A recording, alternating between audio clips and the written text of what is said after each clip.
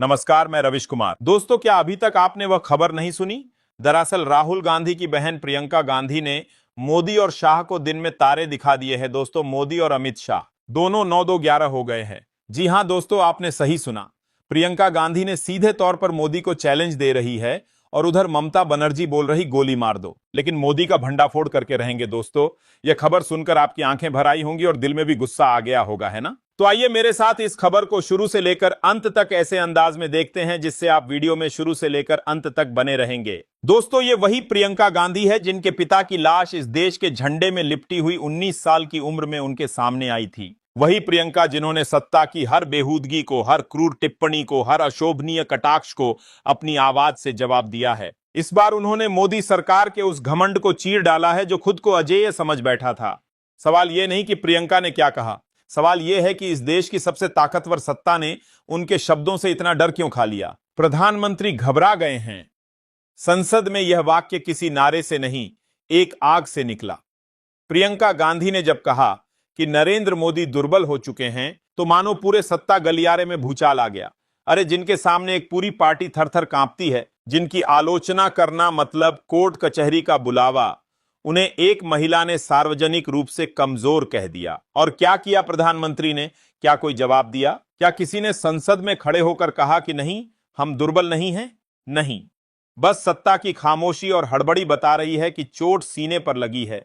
दोस्तों, प्रियंका गांधी का हमला यूं ही नहीं था। जब प्रधानमंत्री एक महिला सांसद को रामायण की राक्षसी हंसी से जोड़ते हैं, जब वो एक शहीद प्रधानमंत्री के बेटे को भूमि घोटाले का वारिस बताते हैं, जब वो एक महिला नेता की निजता को मंच से उधेड़ते हैं, तब आप क्या सोचते हैं कि इस देश की बेटियां चुप रहेंगी? प्रियंका गांधी ने इस बार सिर्फ सवाल नहीं पूछे, उन्होंने सत्ता के उस दंभ को चुनौती दी जो आज अपने ही लोकतंत्र से भाग रहा है। उन्होंने कहा, सदन क्यों नहीं चल रहा?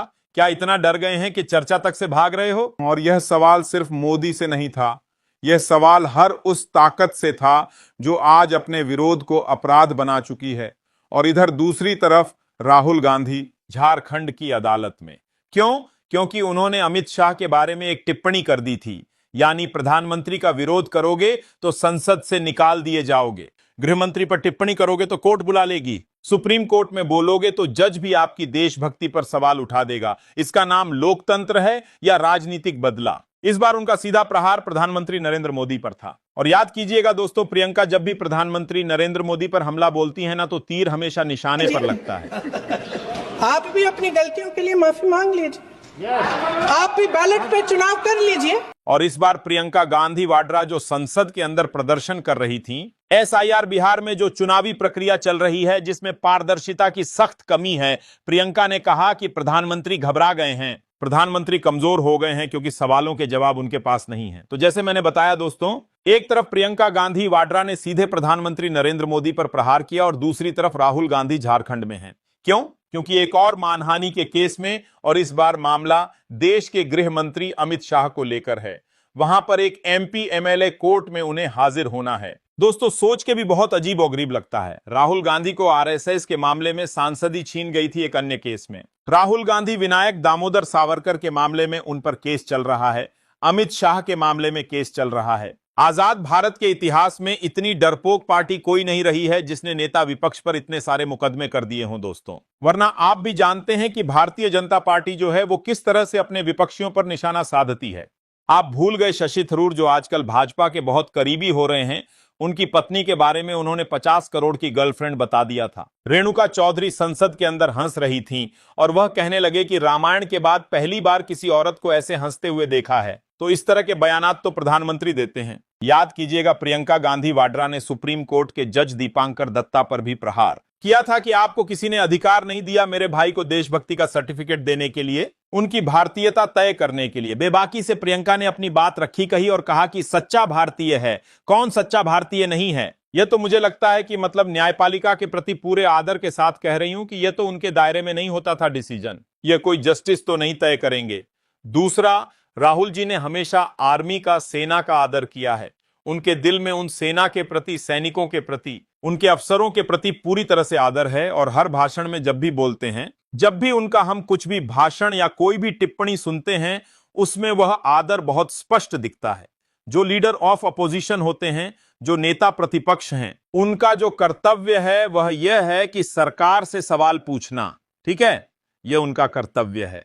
तो वो अपना कर्तव्य निभाते हैं। जब सरकार से सवाल पूछते हैं, उनको पसंद नहीं है, वह जवाब नहीं देना चाहते, इसलिए ये सब चीजें वो कराते हैं। सही, बहुत स्पष्ट बात है।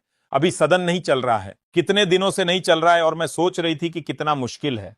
सबसे बात करें, कह दें कि हम चर्चा कर लेंगे। कितना मुश्किल है सदन को चलाना। क्या इतने दुर्बल हो गए हैं कि इनसे सदन ही नहीं चल रहा है? अब कि रोज हमको यह करना पड़ रहा है, क्योंकि एक बात पे चर्चा नहीं करना चाहते। क्यों नहीं कर सकते चर्चा? ऐसा पूरे देश भर में करा रहे हैं, पूरे देश भर का मुद्दा है। बात करिए। आपने सिंदूर पर चर्चा की, तो इस पे भी चर्चा करिए। देश को सुनने दीजिए। हमारा पक्ष भी है, उनका पक्ष भी है, तो इसमें घबराहट क्या है? तो ये तो इनकी दुर्बलता है कि सदन ही नहीं चला पा रहे। दोस्तों, मगर आपको समझना पड़ेगा कि प्रधानमंत्री नरेंद्र मोदी पर टिप्पणी प्रियंका करती हैं तो बहुत ही कम अवसरों पर करती हैं, और जब करती हैं तो बहुत बड़ा कारण होता है। इस बार उन्होंने प्रधानमंत्री को कमजोर बताया। याद कीजिएगा लोकसभा चुनावों के दौरान प्रधानमंत्री का आपत्तिजनक बयान, जिसमें उन्होंने कहा था कि राजीव गांधी ने, जो अब जिंदा नहीं है by the way, Rajiv Gandhi ने भूमि कानून को इसलिए बदल दिया था ताकि वो अपनी मां की संपत्ति को हासिल कर सकें। और ये वो भारतीय जनता पार्टी है जिसे समस्या थी जब राहुल गांधी ने अरुण जेटली पर एक सामान्य सा बयान दिया था।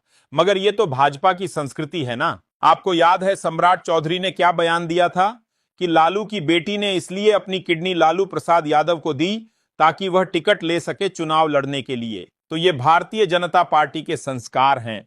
प्रधानमंत्री एक स्वर्गीय प्रधानमंत्री यानी कि प्रियंका के पिता पर प्रहार करते हैं, और सम्राट चौधरी एक बार फिर बेटी और पिता के रिश्ते को तार तार करते हैं, जैसे प्रधानमंत्री ने बेटे और मां के रिश्ते को तार तार कर दिया था। और आपको याद है किस तरह से प्रियंका ने इसका जवाब दिया था कि 19 साल की उम्र में जब मैं अपने शहीद पिताजी के टुकड़े घर लाई तो मैं नाराज थी इस देश से, मैं नाराज थी, मेरे दिल में यह भावना थी। मैंने अपने पिता को भेजा, तुम्हारा काम था सुरक्षित रखना। मैंने अपने पिता को हिफाजत से तुम्हारे पास भेजा और तुमने ये टुकड़े लौटा दिए मुझे, और वह टुकड़े इस झंडे में लपेटे हुए थे, देश के झंडे में। मैं नाराज थी। मैं समझती हूं शहादत की का क्या मतलब है। आज मैं 52 साल की हूं, पहली बार मैंने यह चीज सार्वजनिक ऐसे मंच पर कही है, लेकिन वो जो नाराजगी थी मेरी, आस्ते आस्ते मैं समझी कि उस तरह की जो नाराजगी होती है वो सिर्फ उससे होती है जिससे प्रेम करते हैं हम। मेरे देश के लिए मेरे दिल में कितना प्रेम है मैं कैसे समझाऊं। जब मोदी जी मंच पर खड़े होकर मेरे पिता को देशद्रोही बोलते हैं, जब मोदी जी कहते हैं कि मेरे पिताजी ने कोई कानून बदल दिया अपनी मां से विरासत लेने के लिए, तो मोदी जी इस बात को समझ नहीं पाएंगे कि मेरे पिताजी को विरासत में धन दौलत नहीं मिली, मेरे पिताजी को विरासत में शहादत की भावना मिली। आप समझ सकते हैं, आप समझ सकते हैं। इस देश के किसान हो, इस देश की मिट्टी आपने सींची है अपने पसीने से, आपने अपने बेटे भेजे हैं सरहद पे। जब आपके बेटे शहीद होते हैं इस देश के लिए, तो मैं जानती हूं कि आपके दिल में क्या भावना है, क्योंकि वही भावना मेरे दिल में है।